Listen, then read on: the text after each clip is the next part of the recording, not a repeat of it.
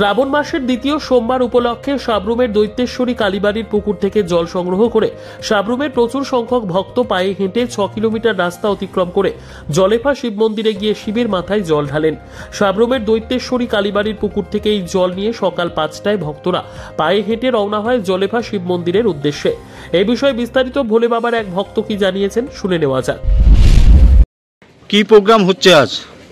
আজ শ্রাবণ মাসের দ্বিতীয় সোমবার উপলক্ষে আমরা সবাই পাড়া প্রতিবেশী সমস্ত মা বোন আমাদের সাহায্য করেছে এবং একসাথে সবাই প্রতিজ্ঞাবদ্ধ হয়ে শিব মন্দিরে শিবের মাথায় জল ঢালবো। তার জন্য আমরা শিব মন্দিরে এসেছি। কোথা থেকে কোথা পর্যন্ত এসেছেন আপনারা?